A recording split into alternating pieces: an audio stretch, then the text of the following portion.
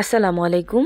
সবাই কেমন আছেন? আশা করি সবাই অনেক অনেক ভালো আছেন। আজকে আমি ঘরে থাকা মাত্র 2টা উপকরণ দিয়ে একদম ঘরোয়াভাবে এই শনপাপড়িগুলো তৈরি করে দেখাবো। শনপাপড়ি শুধু খেতে সুস্বাদু নয়, এটি আমাদের পুরনো দিনের ট্রেডিশনাল স্বাদ ও ঘরোয়া খাওয়ার আনন্দকেও মনে করিয়ে দেয়। আজকের ভিডিওতে দেখাবো কিভাবে সঠিক পদ্ধতি অনুসরণ করে এই শনপাপড়িগুলোর লাচ্ছাগুলো একদম পারফেক্ট এবং হালকা হয়। অনেকেই এইভাবে শনপাপড়ি তৈরি করতে গিয়ে ব্যর্থ হয়েছেন। আজকের এই ভিডিওটা দেখে যদি আপনারা শনপাপড়ি তৈরি করেন, ইনশাল্লাহ আপনাদেরটাও একদম পারফেক্ট হবে। আর শুধুমাত্র আপনাদের বোঝানোর সুবিধার্থে এই ভিডিওটা কিন্তু আমি একটু লং রাখবো।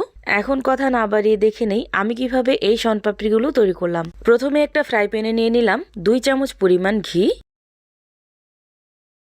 এখন এখানে দিয়ে দিব হাফ কাপ পরিমাণ বেসন। এখন ঘিয়ের সাথে খুব ভালোভাবে এই বেসনটাকে ভেজে নেব।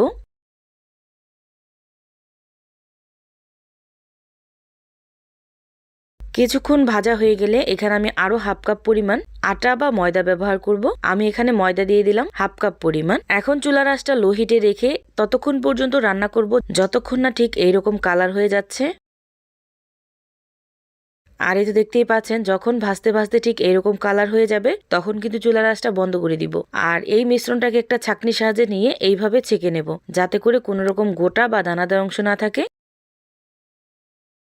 এইভাবে মিশ্রণটাকে আমি রেডি করে একটা সাইডে রেখে দিলাম। এদিকে একই ফ্রাই প্যানে দিয়ে দিলাম 1 কাপ পরিমাণ পানি আর 1 কাপ পরিমাণ দিয়ে দিলাম চিনি। এখন এই চিনি আর পানিটাকে খুব ভালোভাবে মিশিয়ে নিব আর ততক্ষণ পর্যন্ত রান্না করব যতক্ষণ না এই চিনি আর পানিটা গলে একসাথে মিশে যাচ্ছে।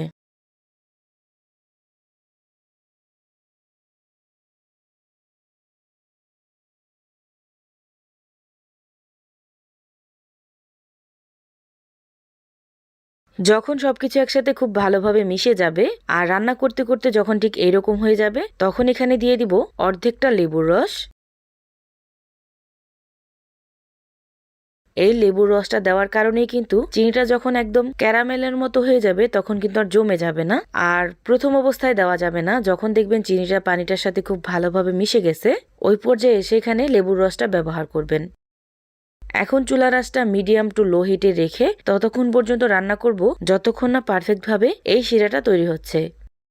এই শিরাটা তৈরি হতে থাক, এদিকে একটা প্লেটে কিছুটা পরিমাণ ঘি দিয়ে এইভাবে প্লেটটাকে রেডি করে নিব। এই প্লেটটা রেডি হয়ে গেছে, এখন একটা সাইডে রেখে দিব। এদিকে চিনি শিরাটা জাল করতে করতে ঠিক এইরকম হয়ে গেছে। আর কিছুক্ষণ পরপর নেড়ে দিবেন যাতে করে সাইড থেকে পুড়ে না যায়। এখন দেখিয়ে দিতেছি কিরকম রাখবেন এই মিশ্রণটা। যখন এই মিশ্রণটা একটা তার চলে আসবে আর এভাবেও যদি না বুঝেন তাহলে একটা বাটিতে কিছুটা পরিমাণ পানি নিয়ে এখান থেকে কিছুটা পরিমাণ ব্যাটার পানির ভিতর দিয়ে দিবেন। পানির ভিতর এই ব্যাটারটা দেওয়ার পর ঠিক এইরকম আঠালো ভাব হয়ে আসবে আর দলা পাকিয়ে যাবে, তখনই ভাববেন এই শিরাটা পারফেক্টলি রেডি এই শনপাপড়ি তৈরি করার জন্য। এইভাবে আমি 2বার চেক করে নিলাম। এখন আমি চুলাটাকে অফ করে দিলাম। এখন এই চিনির মিশ্রণটা আগে থেকে রেডি করে রাখা সেই প্লেটে ঢেলে নিব।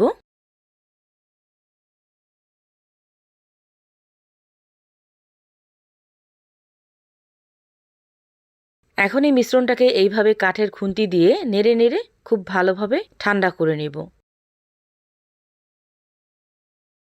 নাড়তে নাড়তে যখন দেখবেন পারফেক্টলি ঠান্ডা হয়ে গেছে, মানে উষ্ণ গরম আছে, ওই অবস্থায় এই মিশ্রণটাকে এইরকম একটা পাত্রে কিছুটা পরিমাণ তেল দিয়ে নামিয়ে নেবেন।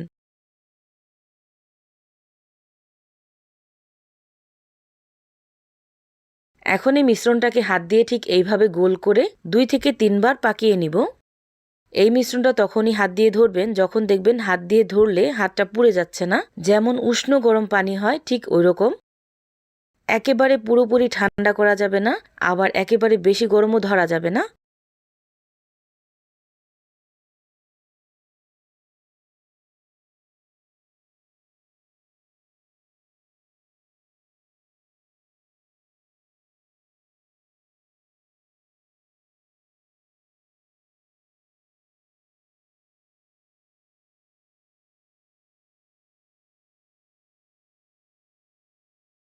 এখন অল্প অল্প করে সেই আগে থেকে ভেজে রাখা মিশ্রণটা এখানে দিব আর এইভাবে পাকিয়ে নিব। এটা কিন্তু হাত দিয়ে ধরে যেভাবে আমরা লাচ্ছা সেমাই তৈরি করি হাতে কিন্তু উঠানো যাবে না, এতটাই সফট হয় এই শনপাপড়ির লেচিগুলো। হাত দিয়ে উঠালে কিন্তু খুব সহজে বড় হয়ে যায় আর ছেড়েও যায়, তখন আর শেপগুলো দেওয়া সহজ হয় না। আর এইভাবে একটা পাত্রে রেখে যদি হাত দিয়ে ধরে ধরে এইভাবে তৈরি করেন তাহলে কিন্তু শনপাপড়িগুলো আর বেশি বড় হবে না বা ছিঁড়ে যাবে না। দেখতে মনে হতে পারে যে তৈরি করা অনেক কষ্টদায়ক, কিন্তু আপনারা যখন তৈরি করবেন তখন দেখবেন যে কত বেশি সহজ এই শনপাপড়ি তৈরি করা। আমিও কিন্তু অনেকবার এই শনপাপড়ি তৈরি করতে গিয়ে চিনি সময় নষ্ট করছি। যখন থেকে জেনেছি এইভাবে তৈরি করলে একদম পারফেক্ট হয় তখন কিন্তু আর একবারও ভুল হয় নাই। আপনারা এইভাবে বাসায় তৈরি করলে বুঝতে পারবেন যে কত বেশি পারফেক্ট হয় এভাবে তৈরি করলে। এখন ততক্ষণ পর্যন্ত বড় করব যতক্ষণ না এই লেচিগুলো বড় হচ্ছে। এই শনপাপড়ি তৈরি করার এই সময়টা আমি কিন্তু ভিডিওটা স্কিপ করব না, শুধুমাত্র আপনাদের দেখানোর সুবিধার্থে ভিডিওটা একটু লং হবে।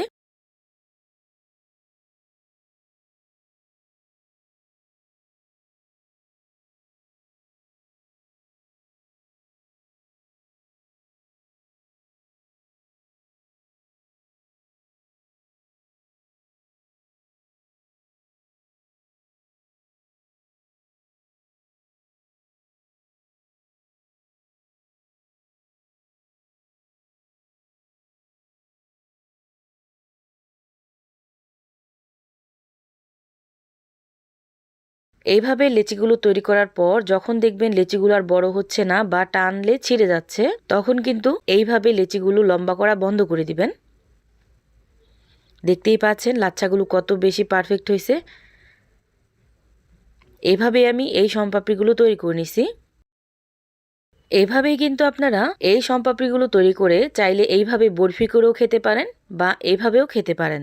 আমি আজকে বরফি শেপ করব, এজন্য ছোট ছোট মোল্ডে এইভাবে কিছুটা পরিমাণ ড্রাই ফ্রুটস দিয়ে তারপর সেমাইগুলো এইভাবে সেট করে নিব। আর এইভাবে সবগুলো মিশ্রণ দেওয়া হয়ে গেলে বেশিক্ষণ কিন্তু রেস্টেও রাখতে হয় না। 2 থেকে 3 মিনিট রেস্টে রাখার পর এইভাবে একটা ছুরির সাহায্যে উঠিয়ে নেবেন। দেখতেই পাচ্ছেন এই বরফিগুলো কত বেশি পারফেক্ট হয়েছে। এই শনপাপড়ির রেসিপিটা আপনাদের কাছে কেমন লাগছে অবশ্যই কমেন্ট করে জানাতে ভুলবেন না।